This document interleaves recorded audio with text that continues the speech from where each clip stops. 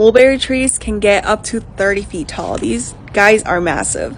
And I figured, why not try and grow one in a container? So growing a mulberry tree in a container is not something that you see done very often unless it's a dwarf variety.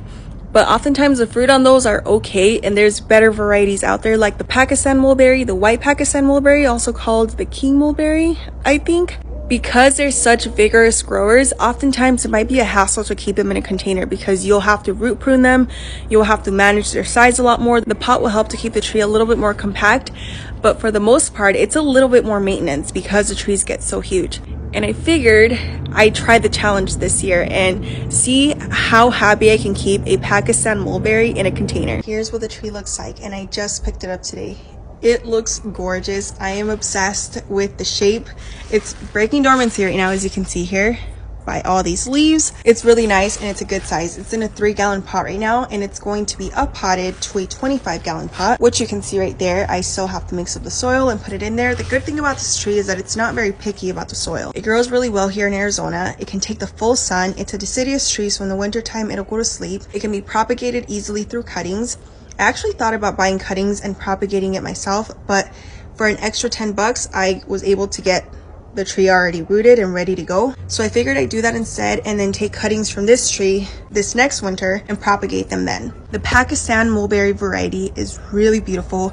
You have these really large fruits, red in color. The tree itself is very vigorous and it's a heavy producer. I'm aware of how big these trees can get, which means I'm gonna have to put in extra work to keep it nice and compact. And at the end of the year, I'll see whether I have to do some root pruning or not. Hopefully not. Hopefully I can do it maybe every 2 to 3 years. We'll definitely have to see, but I'm already going in with the expectation that this tree grows extremely fast. I wanted to show you guys what it looks like because it's gonna be the new addition, and I think my kids are really gonna love it. And there's the variety right there. It's beautiful, look at that. Growing up, we had mulberry trees. I'm pretty sure they were the ever-varying variety though, because they were really small. They were sweet, but oftentimes they were a bit more sour. They weren't my favorite. There was a white variety as well. I wasn't the biggest fan of that one. I think the white Pakistan variety is said to be one of the sweetest. They didn't have it at the nursery that I went to, but that's one variety that I might add in the future depending on how this tree does. But I've heard a lot of great things about the Pakistan variety, so I'm super excited about it.